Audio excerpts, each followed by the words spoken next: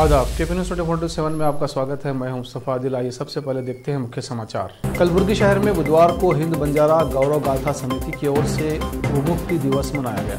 कांग्रेस के वरिष्ठ नेता सुभाष राठौर ने इस संबंध में बात की। देश में भ्रष्टाचार की राजधानी बन गया है कर्नाटक। डीके शिव कुमार ने बम्बई सरकार पर साधा निशाना। वरिष्ठ नेताओं की कांग्रेस में कोई अहमियत नहीं रही। पूर्व केंद्रीय मंत्री KH मुनियप्पा ने कही ये बात। मनीष सिसोदिया पर रेड के बाद गुजरात में आम आदमी पार्टी का वोट 4% बढ़ा। विधानसभा में दिल्ली के मुख्यमंत्री अरविंद केजरीवाल ने ये बात कही। दिल्ली से नासिक जा रहा स्पाइस जेट का विमान तकनीकी गड़बड़ी के बाद बीच रास्ते से लौटा। राष्ट्रीय जांच एजेंसी NIA ने आतंकी दाऊद इब्राहिम पर रखा 25 लाख का इनाम। उसकी नई तस्वीर भी की जारी।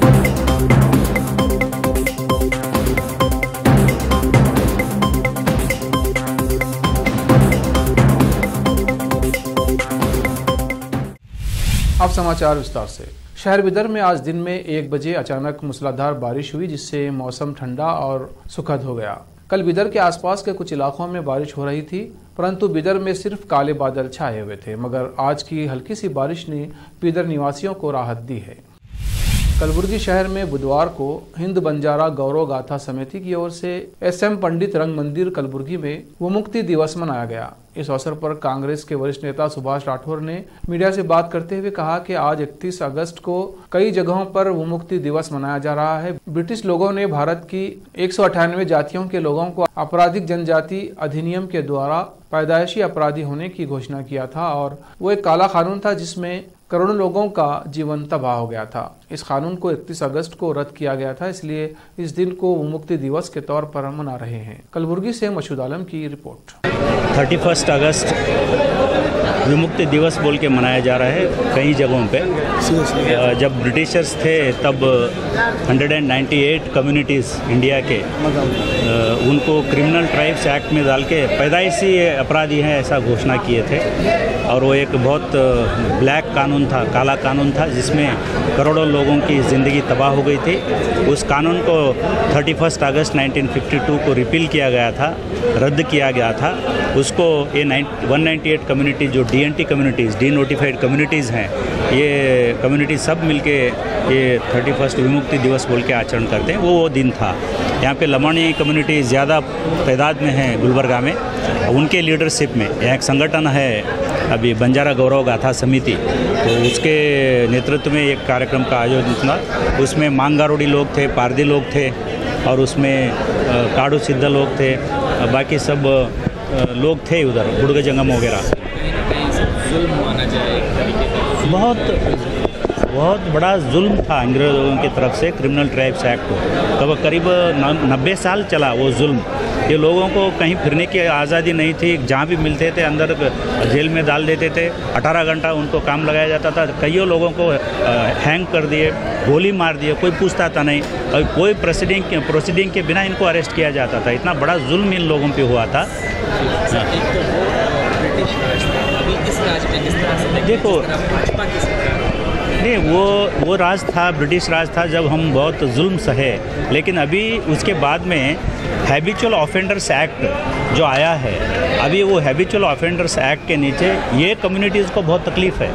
आज कहीं भी अगर क्राइम होता है तो कोई अगर नहीं मिलता क्रिमिनल तो सीधा आके डीनोटिफाइड ट्राइब्स में से किसी को जाके पुलिस डाल देते हैं। तो वैसा बहुत जुल्म हो रहा है। ये हैबिचुअल ऑफेंडर्स एक्ट को भी रिपील करना चाहिए, ऐसा ह्यूमन राइट्स कमीशन का रिकमेंडेशन है।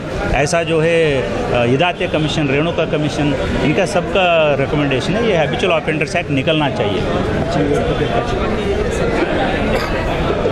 अभी हिदायत कमीशन जो है वो 2018 में भाजपा सरकार के नेतृत्व में कमीशन गठन किया गया था। उसका रिपोर्ट भी आ गया है। उसमें सीधा हैबिचुअल ऑफेंडर एक्ट को रिपील कर। कांग्रेस ने कर्नाटक की बीजेपी सरकार पर निशाना साधते हुए कहा है कि कर्नाटक देश की भ्रष्टाचार की राजधानी बन गया है। अगले साल राज्य में चुनाव होने वाले हैं। ऐसे में भ्रष्टाचार से लोगों का ध्यान हटाने के लिए बीजेपी राज्य में हिजाब, हलाल मांस और हाल ही ईदगाह भूमि पर गणेश चतुर्थी समारोह जैसे सांप्रदायिक मुद्दों को ला रही है। मीडिया के साथ एक विशेष साक्षात्कार में पार्टी की कर्नाटक इकाई के प्रमुख डीके शिवकुमार ने कहा कि कर्नाटक देश की भ्रष्टाचार की राजधानी बन गया है। इसे छिपाने के लिए बीजेपी राज्य में हिजाब, हलाल, ईदगाह का मुद्दा उछाल रही है। डीके शिवकुमार ने कहा कि पिछले 1 साल में राज्य ने शैक्षणिक संस्थानों में हिजाब पर प्रतिबंध लगाकर तुष्टीकरण की राजनीति की जा रही है। बुधवार को बेंगलुरु के ईदगाह मैदान में गणेश चतुर्थी समारोह की अनुमति देने वाले एक सरकारी आदेश को सुप्रीम कोर्ट ने दरकिनार कर दिया, लेकिन हुबली में ईदगाह मैदान पर उच्च न्यायालय द्वारा समारोह की अनुमति दी गई है। कर्नाटक के कांग्रेस नेता व पूर्व केंद्रीय मंत्री KH मुनियप्पा भी कांग्रेस छोड़ने के मूड में हैं और उनका मानना है कि कांग्रेस में वरिष्ठ नेताओं की कोई अहमियत नहीं रही। उन्होंने संवाददाताओं से कहा कि आलाकमान से कई बार पार्टी की आंतरिक समस्याएं हल करने का अनुरोध किया, लेकिन उनकी बातों पर ध्यान नहीं दिया गया। पूर्व केंद्रीय मंत्री कपिल सिब्बल और गुलाम नबी आज़ाद पार्टी छोड़ चुके हैं। ये सिलसिला जारी रहेगा। उन्होंने राज्यसभा के नेता प्रतिपक्ष मल्लिकार्जुन खड़गे, पूर्व केंद्रीय मंत्री M वीरप्पा मोइली और K रहमान खान से भी शिकायत की। पार्टी के वरिष्ठ नेता उनकी बातों पर सहमति जताई है।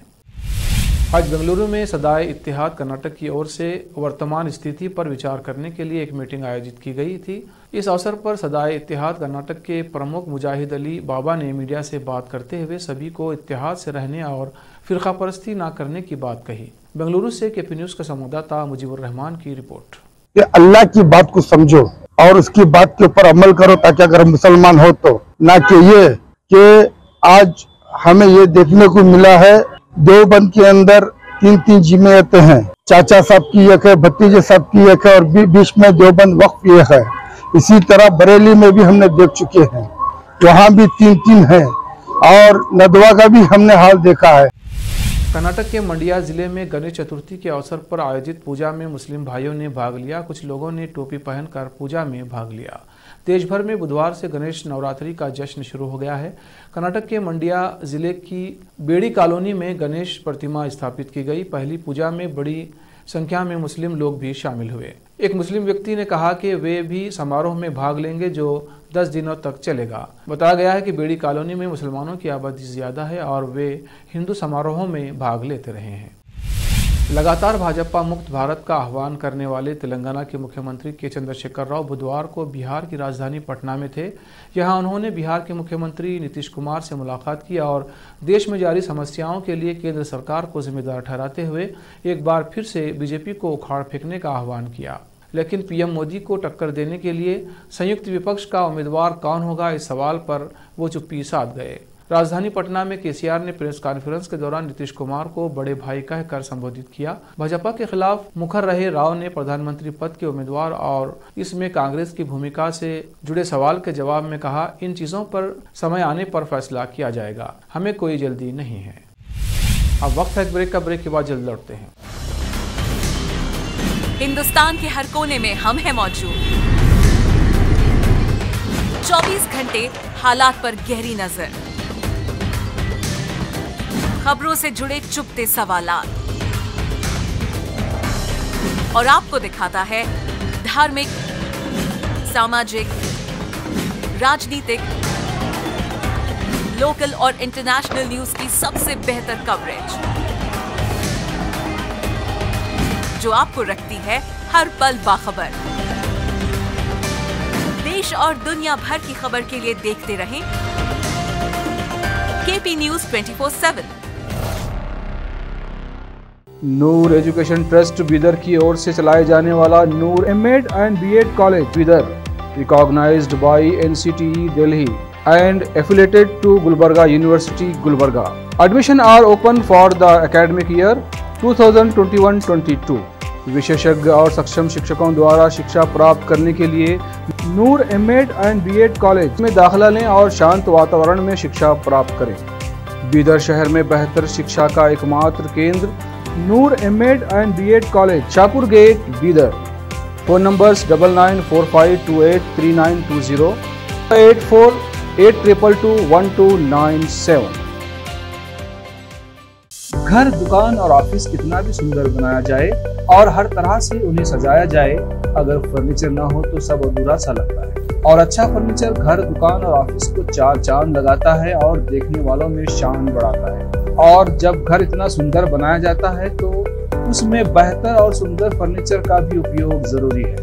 अपने घर, दुकान, ऑफिस के लिए अच्छा और सुंदर और पायदार फर्नीचर और दूसरी चीजों का बीदर शहर में एकमात्र केंद्र है Nikita industries and Nikita furniture showroom, जहां पर एक ही छत के नीचे विभिन्न डिजाइन और विभिन्न रंगों और विभिन्न कंपनियों के पलंग, अलमारी, सोफा सेट, डाइनिंग टेबल, सिंगारदान, ऑफिस काउंटर्स, विभिन्न कलर्स और डिजाइन की कुर्सियां, बहुउपयोगी चौकियां और दूसरी चीजें उपलब्ध हैं। घर, ऑफिस और दुकान बनकर तैयार है और वहां के लिए फर्नीचर का सोच रहे हैं तो देर किस बात की, तुरंत चले आइए।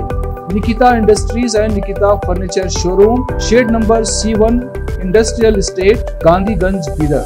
अधिक जानकारी के लिए शोरूम के मालिक जयराज खंडे से इन नंबर्स पर संपर्क करें 9448128148 08482227010। ब्रेक के बाद फिर एक बार आपका स्वागत है। आइए देखते हैं आगे के समाचार।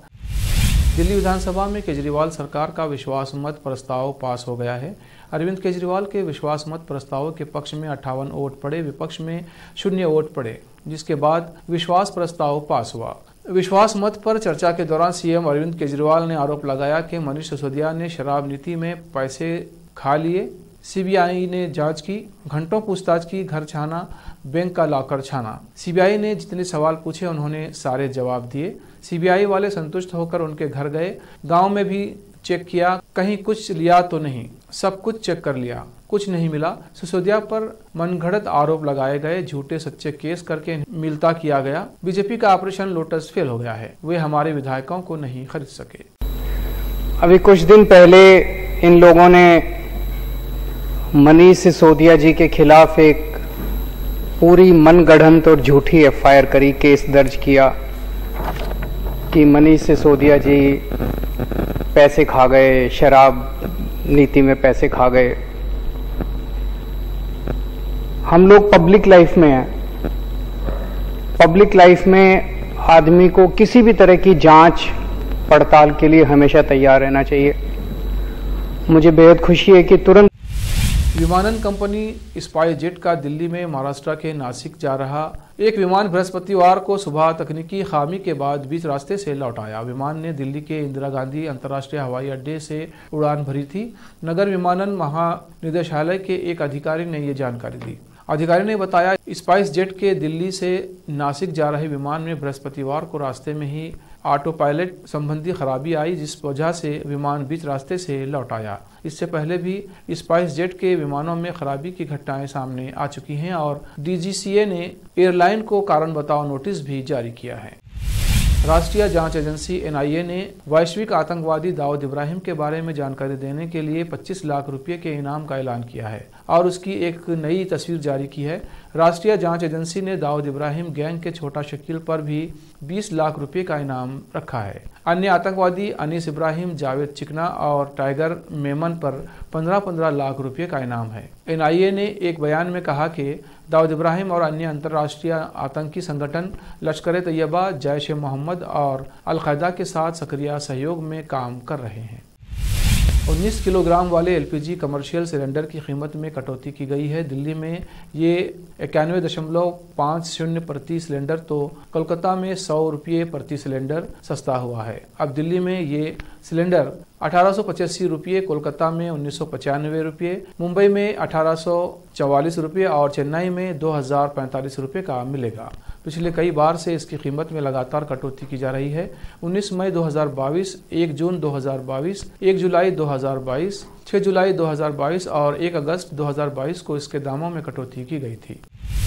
पटना से गोपालगंज जाने के क्रम में मशरक में सूबे के पूर्व उप मुख्यमंत्री व भाजपा सांसद सुशील कुमार मोदी का भाजपा कार्यकर्ताओं ने नारे लगाते हुए फूलमाला पहनाकर भव्य स्वागत किया। मौके पर भाजपा विधायक जनक सिंह, पूर्व विधायक ज्ञानचंद मांझी, सारण जिला भाजपा अध्यक्ष रामदयाल शर्मा, जिला मीडिया प्रभारी त्रिभुवन तिवारी, भाजपा नेता विनय कुमार सिंह, मशरक उत्तरी मंडल भाजपा अध्यक्ष बीरबल प्रसाद, दक्षिणी मंडल भाजपा अध्यक्ष सुनील कुमार सिंह, गौतम ओझा, लल्लन मांझी भाजपा महामंत्री धीरज सिंह, सारण जिला भाजपा किसान मोर्चा के महामंत्री रवि रंजन सिंह मंटू मुख्य थे। जानकारी हो कि गोपालगंज सदर विधायक सह बिहार सरकार में सहकारिता मंत्री रहे सुभाष सिंह का श्रद्धा क्रम ब्रह्म भोज में शामिल होने मशरक के रास्ते जा रहे मुख्यमंत्री नीतीश कुमार, पूर्व उप मुख्यमंत्री व भाजपा सांसद सुशील कुमार मोदी सहित कई मंत्री व पदाधिकारियों का काफिला मशरक के रास्ते गोपालगंज गया। छपरा से केपी न्यूज के संवाददाता संत कुमार गोस्वामी की रिपोर्ट। तमिलनाडु के होसूर के करीब ओनलवाड़ी में 2 पहिया गाड़ियों में टक्कर हो गई, जिसके कारण 2 लोगों की मौत हो गई। रिपोर्ट के अनुसार एम्बुलेंस 40 मिनट देर से आई, जिसके कारण सोनू की मौत हो गई।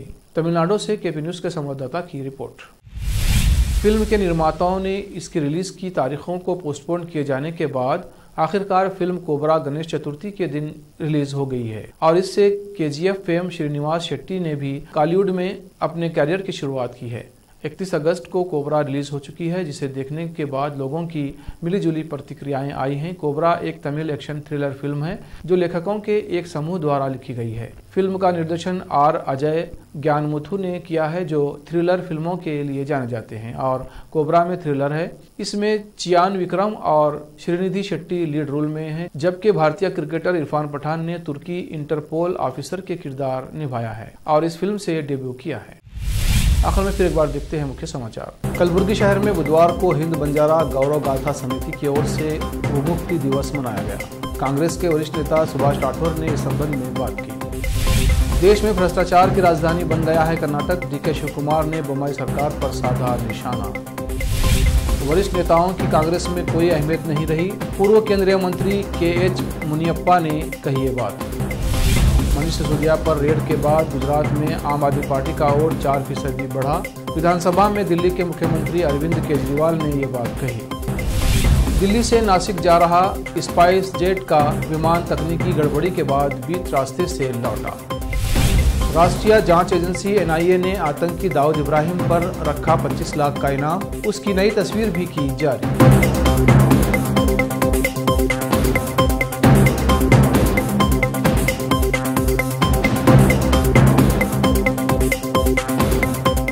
केपी न्यूज में इतना ही। देश प्रदेश के समाचारों के लिए देखते रहिए केपी न्यूज 24/7। धन्यवाद।